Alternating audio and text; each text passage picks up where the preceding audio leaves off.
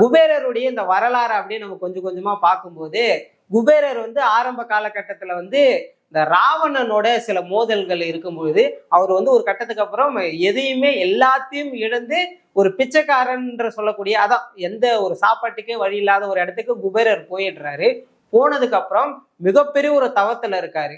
மிகப்பெரிய தவம்னா எவ்வளவுனா கிட்டத்தட்ட 800 ஆண்டுகள் தவத்துல இருக்காரு.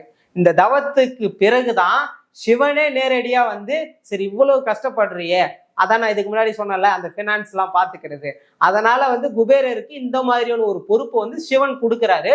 கொடுத்ததுக்கு அப்புறம் குபேரர் வந்து அதை வந்து பயங்கரமா ஆக்கிரமிப்பு பண்ணி அங்க இருக்கக்கூடிய இந்த நிதியெல்லாம் இது பண்ணிட்டு அதுக்கப்புறம் இவர் தான் இந்த செல்வத்தின் கடவுளா எல்லாரையும் இது பண்ற மாதிரி இருக்கும். அந்த மாதிரிலாம் வந்துட்டு இந்த வரலாறுகள் சொல்லும். அந்த மாதிரி தான் எங்கேயோ ஒரு இடத்துல பிச்சை எடுத்துக்கிட்டு சாப்பாட்டுக்கே வழி இல்லாம தனுஷ் இருக்கிறத நம்மளால பார்க்க முடியுது. அங்க இருக்கிற ஒரு இடத்துல இந்த சிவன் கேரக்டர்ல நம்ம நாகார்ஜுனாவை பார்க்க முடியுது.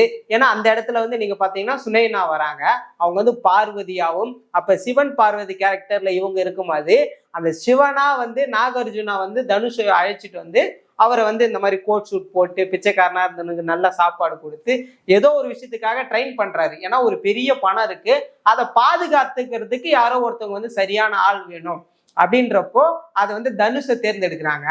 ஆனா ஒரு கட்டத்துக்கு அப்புறம் தனுஷ் வந்து நாகார்ஜுனாவுக்கு எப்படி சொன்னா ஒரு அடிமையா தான் சொல்றதை கேட்பாரு அப்படின்னு பார்த்தா ஒரு கட்டத்துக்கு அப்புறம் தனுஷ் அந்த பணத்தை ஃபுல்லா கொள்ளடிச்சிடுறாரு போல.